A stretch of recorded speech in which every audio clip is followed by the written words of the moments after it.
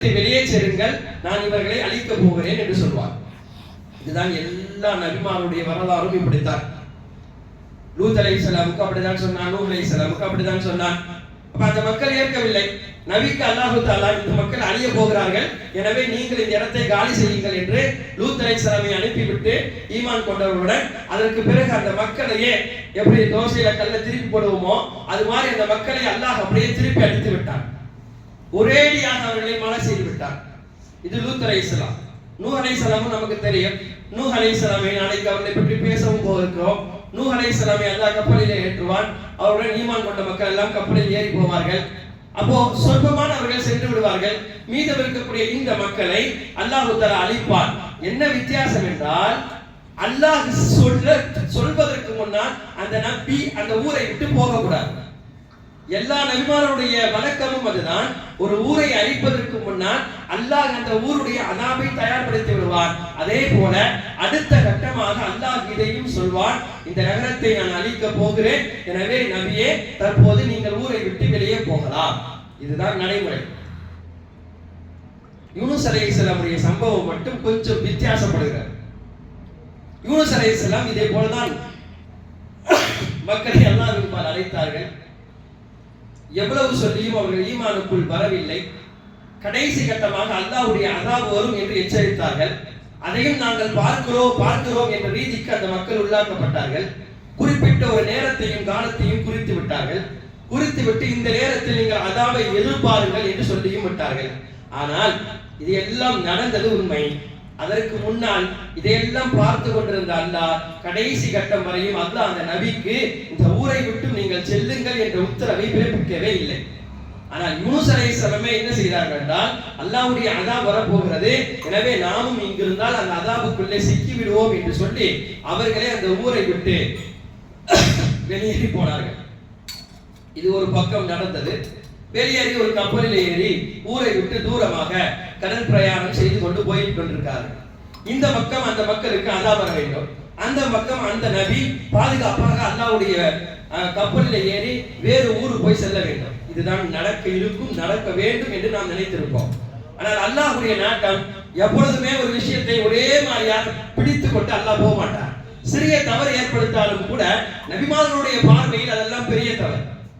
எனவே அல்லாஹ் நபிமார்களை அப்போது தவறு ஏற்படும் பொழுது அப்போது நபிமார்களுக்கு அதை கண்டிப்பான் சரிப்படுத்துவார். இது அல்லாஹ்வுடைய வேலை. அதே போல்தான் இந்த தவறை அல்லாஹ் சரிப்படுத்த நாடினான். சரிப்படுத்த நாடியதனால் தான் அல்லாஹ் தஆலா அந்த மக்கள் யூனுஸ் அலைஹிஸ்ஸலாம் சொன்னதை போல அவர்களுக்கு வந்த வேதனை கண்ணால் கண்டார்கள். அப்போ அவர்களுக்கு யூனுஸ் அலைஹிஸ்ஸலாம் சொன்னதெல்லாம் ஞாபகத்துக்கு வந்தது. அந்த நபி சொன்ன மாதிரி எல்லா விதமான வேதனையும் வருவதற்கு தயாராக இருக்கிறது.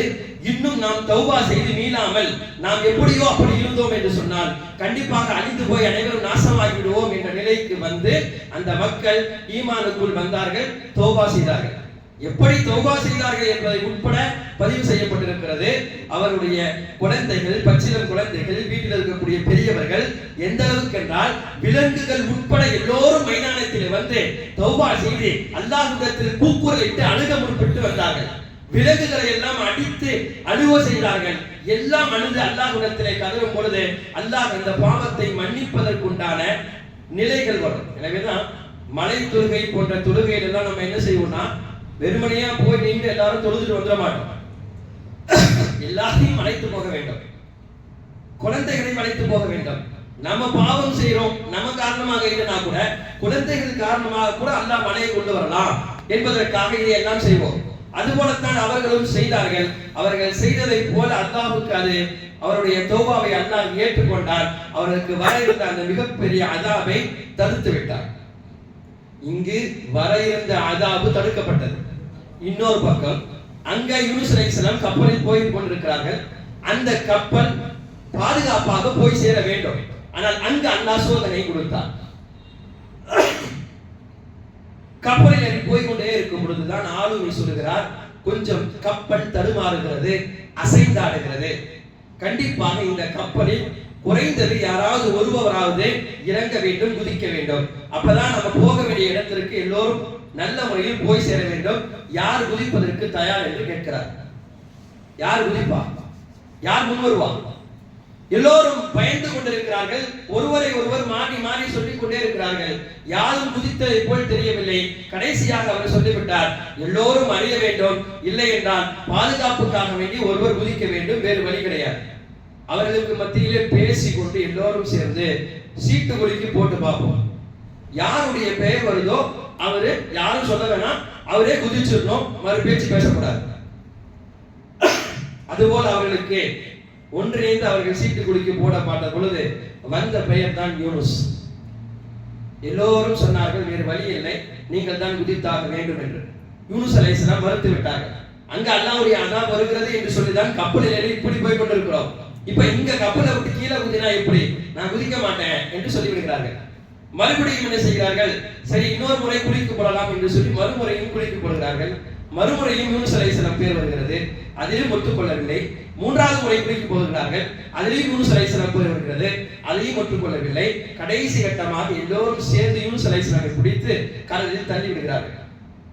இப்ப யூனுஸ் அலைஹிஸ்ஸலாமுக்கு அல்லாஹ் கொடுத்த இந்த சோதனை, கடலுக்கு அருகிலே போகிறார்கள். அப்பொழுதுதான் அல்லாஹ்வுடைய ஆணை, ஒரு மீனுக்கு அல்லாஹ் ஆணையிட்டால் யூனுஸ் அலைஹிஸ்ஸலாமை விழுங்க வேண்டும் என்று அந்த மீன் யூனுஸ் அலைஹிஸ்ஸலாமை விழுங்கியது. இப்ப அல்லாஹ் எப்படி யூனுஸ் அலைஹிஸ்ஸலாமை ஒரு பக்கம் இது அதாப் என்று சொல்லலாம், ஒரு சின்ன வேதனை என்று சொல்லலாம், இன்னொரு பக்கம் அல்லாஹ்வுடைய பெரிய பாதுகாப்பு என்று சொல்லலாம், இன்னொரு பக்கம் அல்லாஹ்வுடைய பெரிய சோதனை என்று சொல்லலாம். எத்தனை சொன்னாலும் இதற்கு சரியாக பொருந்தும். ஏன்னா அல்லாஹ் மீன்குள் வயிற்றுக்குள்ளே யூனுஸ் அலைஹிஸ்ஸலாமை போக செய்தான். அதே நேரத்தில் மீனுக்கு அல்லாஹ் என்ன கட்டளையிட்டான் என்றால், முள் குத்தி விடாமல் யூனுஸை பாதுகாக்க வேண்டும், யூனுஸுடைய இறைச்சியை தொட்டு விடாமல் யூனுஸை பாதுகாக்க வேண்டும். யூனுஸ் அலைஹிஸ்ஸலாமுடைய வயிற்றில் இருந்தார்கள். கொஞ்சம் கொஞ்சம் அவர்களுக்கு நோய்வினை ஏற்பட்டது என்பது உண்மை என்றாலும் கூட எந்த விதமான தீங்குகளும் பெரிதாக இல்லாமல் நூஹ் அலைஹிஸ்ஸலாம் பாதுகாக்கப்பட்டார்கள். 3 இருளுக்கு அழைத்து வைத்தான் அல்லாஹ். இரவு என்ற இருள், கடல் என்ற இருள், மீன் வயிற்று என்ற இருள். இன்னும் எழுதுகிறார்கள் என்னவென்றால், ஒரு மீன் விழுங்கியது, அந்த மீனை இன்னொரு மீனும் விழுங்கி விட்டது, யூனுஸ் அலைஹிஸ்ஸலாமுடைய பாதுகாப்புக்காக வேண்டி. இப்படி யூனுஸ் அலைஹிஸ்ஸலாம் மீனுடைய வயிற்றில் இருக்கும் பொழுது என்ன நடந்தது? அங்கே போயும் அல்லாஹ்வை தஸ்பீஹ் செய்தார்கள். மலக்குமார்களுக்கு அந்த செய்தி போனது. மலக்குமார்கள் எல்லாருடைய தஸ்பீஹையும் செவியேற்பார்கள். அதுபோல கடல்தாழ் பிராணிகளுடைய தஸ்பீஹ் எல்லாம் மலக்குமார்களுக்கு தெரியும். அப்பொழுதுதான் ஒரு வித்தியாசமான மனிதனுடைய குரல் கடலுக்குள் இருந்து வெளியே வருகிறது. மலக்குமார்கள் கேட்டார்கள், அல்லாஹ், இந்த குரலை நாங்கள் கடலுக்குள்ளே கேட்டதல்ல, நாங்கள் பூமியிலே இந்த குரலை அதிகமாக கேட்டிருக்கிறோம். யார் இவர்? இவர் தான் யூனுஸ். இவர் செய்த சிறு பிழைக்காக வேண்டி இவரை கடலில் நான் பிடித்திருக்கிறேன்.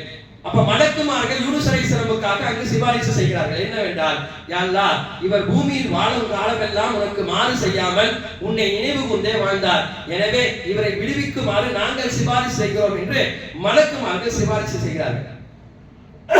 இந்த இடத்தில் மலக்குமார்களே யூனுஸ் அலைஹிஸ்ஸலாமுக்கு சிபாரிசு செய்வதற்குண்டான காரணம் என்ன? 2 விஷயம்.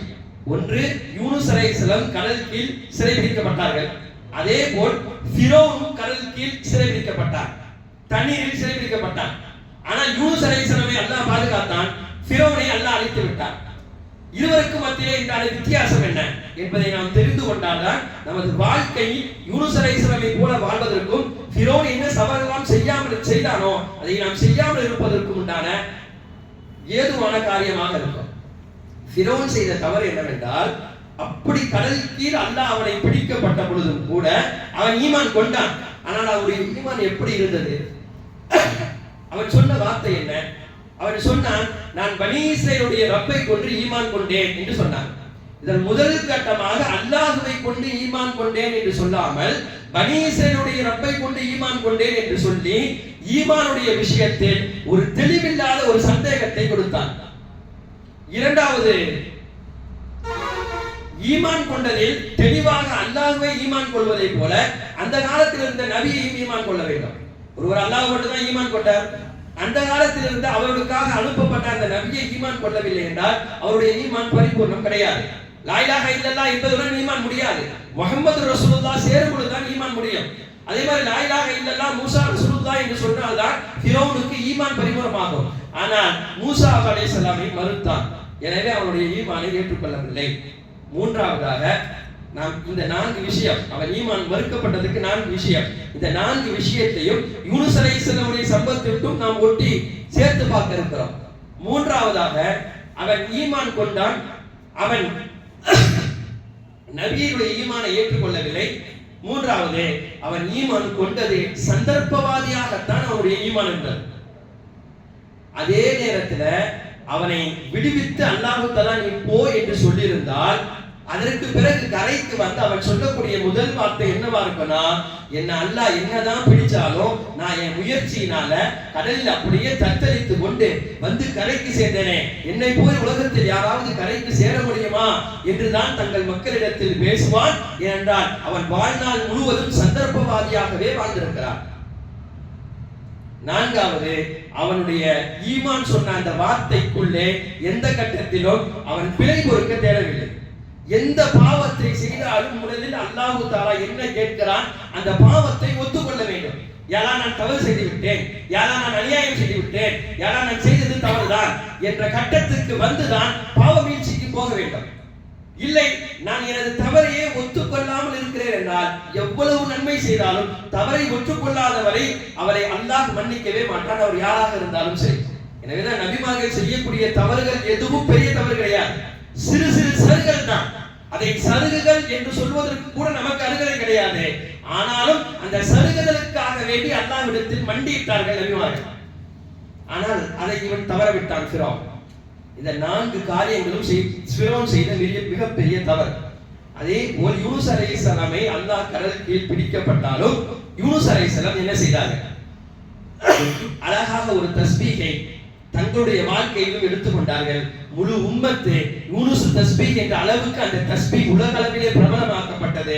நபி ஸல்லல்லாஹு அலைஹி வஸல்லம் அவர்கள் இந்த தஸ்பீகை குறித்து நீங்கள் என்ன கேட்டாலும் அல்லாஹ் கொடுக்க இருக்கிறான் என்ற அளவுக்கு அந்த தஸ்பீக் எல்லா நபிமார்களிடத்திலும் மிக வரவேற்பை பெற்றது. என்ன சொன்னார்கள், அல்லாஹ்வே குர்ஆனில் சொல்கிறான், லா இலாஹ இல்லா அன்த. இந்த தஸ்பீஹ்ல 3 விஷயத்தை யூனுஸ் அலைஹிஸ்ஸலாம் சொல்றாங்க.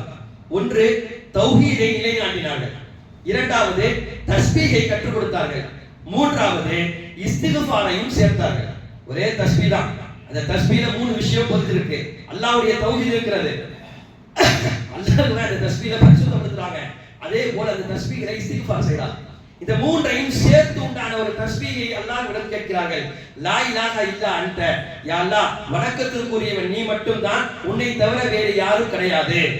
அல்லாஹ்வை ஏற்றுக்கொண்டு தௌஹீதாக அல்லாஹ்விடத்தில் யூனுஸ் அலைஹிஸ்ஸலாம் பேசிய வார்த்தை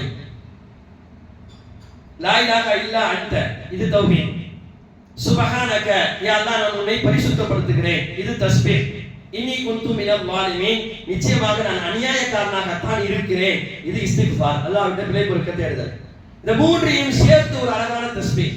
ஒரு கட்டத்துல இப்படி நம்ம யோசிச்சு பார்க்கலாமே, என்ன யூனுஸ் அலைஹிஸ்ஸலாம் இவ்வளவு தஸ்பீஹ் செய்யறதுக்கு என்ன பெரிய பாவமா செஞ்சிட்டாங்க, இன்னி குன்து மினல் வாலிமீன், நான் அநியாயக்காரன் என்ற அளவுக்கு யூனுஸ் அலைஹிஸ்ஸலாம் ஏன் சொல்லணும், அப்படியே பெரிய பாவம் செஞ்சிட்டாங்க என்றால் அவ்வளவு பெரிய பாவமும் செய்யவில்லை. ஆனால் அல்லாஹ், நான் ஆரம்பத்தில் சொன்னது அதுதான், அல்லாஹ்வுடைய பார்வையிலே நபிமார்கள் செய்யக்கூடிய சிறு பாவங்களும் கூட அது பெரிய பாவங்களை போல ஆகிறது. யூனுஸ் அலைஹிஸ்ஸலாமை இப்படியே நம்ம சொல்லலாமே, என்ன நபி, பொதுவாக நீங்களே சொன்னீங்க எல்லா நபியுடைய நிலையும் என்னன்னு சொன்னா அந்த மக்களை அழித்து விடுவான் அல்லாஹ் என்பதற்காக இந்த நபியை அல்லாஹ் எப்படியும் வெளியே தான் போக சொல்லுவான், வெளியூருக்கு தான் போக சொல்லுவான், இங்க இருக்க வைக்க மாட்டான். அதே மாதிரி தான் யூனுஸ் அலைஹிஸ்ஸலாமுக்கு அல்லாஹ் சொல்ல போறான். ஆனா யூனுஸ் அலைஹிஸ்ஸலாம் என்ன பண்ணாங்க, அல்லாஹ்வுடைய உத்தரவுக்கு வருவதற்கு முன்னால கொஞ்சம் புறப்பட்டாங்க, இதுல என்ன பெரிய தப்பு இருக்கு என்று நாம் நினைக்கலாம். ஆனால் அல்லாஹ் எதை விரும்புகிறார் என்றால் அல்லாஹ்வுடைய சொல்லுக்கு அடுத்துதான் நம்முடைய செயல்பாடுகள் இருக்கும். எதையுமே அல்லாஹ்விடத்தில் நாம் முந்தி கொண்டும் செய்ய முடியாது, எதையுமே பிந்தி கொண்டும் செய்ய முடியாது. அப்ப அல்லாஹ் என்ன கேட்கிறான், நான் என்ன சொல்கிறேனோ அதை மட்டும் செய்யணும். மக்ரிபுடைய தொழுகை 3 ரக்காயத் தான். யாராச்சும் வந்து அதிகமா தொழுதா நன்மை தான், நான் ஒரு 4 ரக்காயத் தான் தொழுகிறேன் என்றால் ஏற்றுக்கொள்ளப்படாதே. இல்லை, அவருடைய தொழுகை 4 ரக்காயத் தான், 4 ரக்காயத்தை நான் தொழுகிறோம், நான் சுருக்கி ஒரு 2 ரக்காயத்தை தொழுகிறேன், ஏற்றுக்கொள்ளப்படாது. அல்லாஹ் கேட்பது என்னவென்றால் அவன் சொல்லுக்கு இணங்க எல்லோரும் அடிபணிய வேண்டும், அவன் சொல்லுக்கு அடுத்து உண்டான வார்த்தையை அல்லாஹ் விரும்புகிறான். இப்போ யூனுஸ் அலைஹிஸ்ஸலாமுக்கு அல்லாஹ் தஆலா இந்த தஸ்பீஹின் காரணமாக யூனுஸ் அலைஹிஸ்ஸலாமுக்கு அல்லாஹ் பாதுகாப்பை கொடுக்கிறார். எந்த அளவுக்கு இந்த தஸ்பீஹ் அல்லாஹ்விடத்தில் உயர்கிறது என்று சொன்னால் குர்ஆனில் அல்லாஹ் சொன்னான், ஃபலௌலா அன்னஹு கான மினல் முஸப்பிஹீன், யூனுஸ் அலைஹிஸ்ஸலாம் மட்டும் இந்த தஸ்பீஹை செய்யாமல் இருந்திருந்தால் லபிஸ ஃபீ பத்னிஹி இலா யௌமி யுபஅஸூன், கியாமத் நாள் வரையிலும் அந்த மீனுடைய வயிற்றிலேயே நாம் யூனுஸை சிறை பிடித்திருப்போம், வெளியே வந்திருக்க முடியாது. அப்ப எவ்வளவு மகத்துவமான தஸ்பீஹை யூனுஸ் அலைஹிஸ்ஸலாம் செய்திருந்தால் அல்லாஹ்விடத்திலே பாதுகாப்பு வாங்கி யூனுஸ் அலைஹிஸ்ஸலாம் வாங்கி கொடுத்திருப்பான், அல்லாஹ் கொடுத்திருப்பான். இப்னு அப்பாஸ் ரலியல்லாஹு அன்ஹு அவர்கள் சொல்கிறார்கள், இதெல்லாம் முடிந்ததற்கு பிறகுதான் யூனுஸ் அலைஹிஸ்ஸலாமை அல்லாஹ் தஆலா மீன் வயிற்றிலிருந்து ஒரு கரைக்கு வந்து கக்க வைக்கிறான். அவர்கள் அன்று பிறந்த பாலகனை போல வருகிறார்கள், ரொம்ப மெலிந்த உடலில் வருகிறார்கள். அந்த மீனுடைய வயிற்றில் இருந்த அந்த 40 நாளுடைய அசராத்தும் அதனுடைய தாற்பயம் அந்த அளவுக்கு இருந்தது. அந்த இடத்தில் அல்லாஹ் ஒரு சுரைக்காய் செடியை வளர வைத்தான். அதனுடைய நிழலிலே யூனுஸ் அலைஹிஸ்ஸலாமுக்கு பாதுகாப்பையும் கொடுத்தான். யூனுஸ் அலைஹிஸ்ஸலாம் அங்கே வளர்ந்து வருகிறார்கள். அதற்கு பிறகுதான் அந்த மக்களிடம் சென்று யூனுஸ் அலைஹிஸ்ஸலாம் ஒரு கிட்டத்தட்ட 1,00,000 அந்த மக்கள் அன்றைய காலத்தில் இருந்தார்கள். திரும்பி போய் அந்த மக்களிடம் தாவா பணியை யூனுஸ் அலைஹிஸ்ஸலாம் கையில் எடுத்தார்கள். இதுதான் யூனுஸ் அலைஹிஸ்ஸலாமுடைய வரலாறு.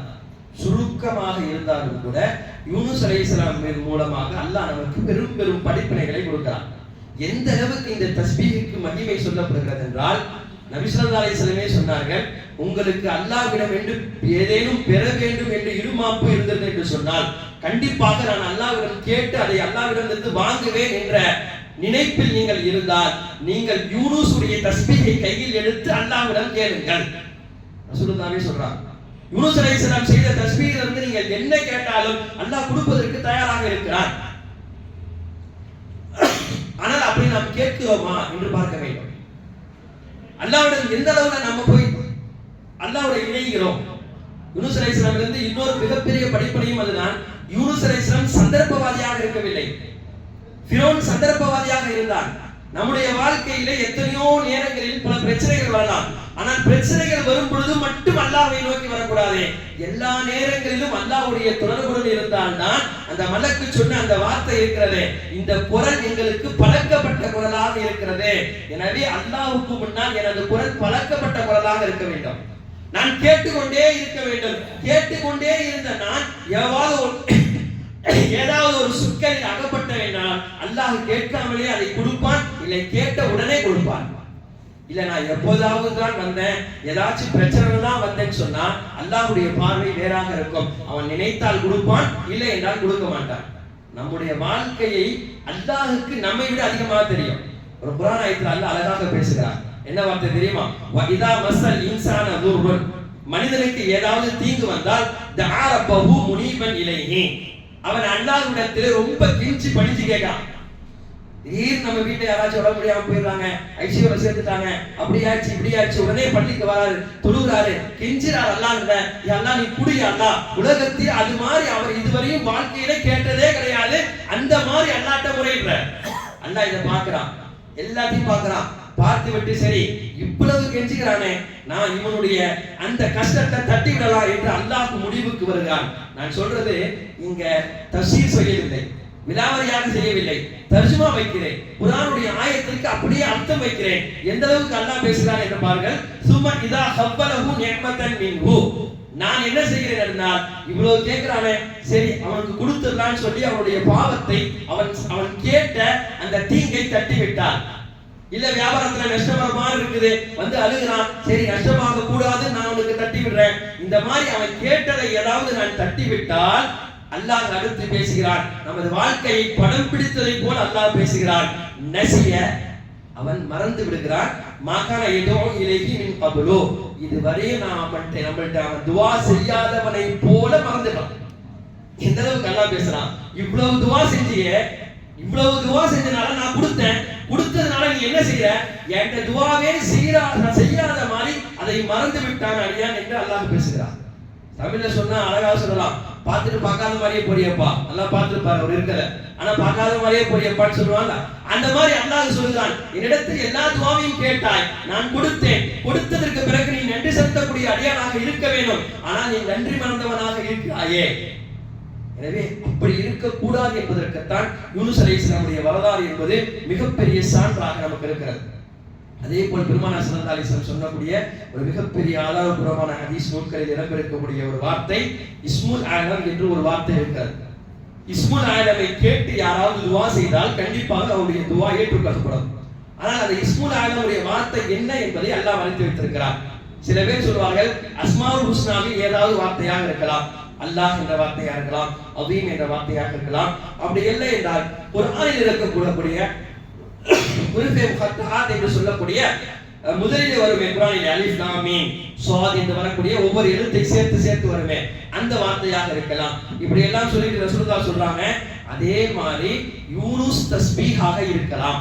யூனுஸ் தஸ்பீஹ் என்று சொல்லக்கூடிய யூனுஸ் அலைஹிஸ்ஸலாமுக்கு அல்லாஹ் கொடுத்த லா இலாஹ இல்லா அன்த சுப்ஹானக இன்னி குன்து மினல் ஸாலிமீன் இது இஸ்முல் ஆலமாக கூட இருக்கலாம். உங்களுக்கு என்ன பிரச்சனை வந்தாலும் அல்லாஹ்விடத்திலே இந்த தஸ்பீஹை யூனுஸை கேளுங்கள், கண்டிப்பாக அல்லாஹ் கொடுக்க இருக்கிறார். எனவே நம்முடைய உலகத்தினுடைய அத்தனை பிரச்சனைகளுக்கும் அல்லாஹ்விடத்திலே முறையிடுவதற்கு குர்ஆனிலே அல்லாஹ் அலைஹி ஒரு தஸ்பீஹை சொல்லி கொடுத்திருக்கிறான். நாம் அதிகமாக கேட்போம். குறிப்பாக இந்த ரமதானுடைய மாசத்திலே வரக்கூடிய ஆட்சி நல்லாட்சியாக வருவதற்கு இந்த தஸ்பீஹை ஓதி நாம் கேட்டால் கண்டிப்பாக அல்லாஹ் கொடுக்க இருக்கிறான். வல்ல அல்லாஹ் நம்முடைய அனைத்து துஆக்களையும் ஏற்று அருள் புரிவானாக. வாஹிரு தஅவானா அல்ஹம்துலில்லாஹி ரப்பில் ஆலமீன்.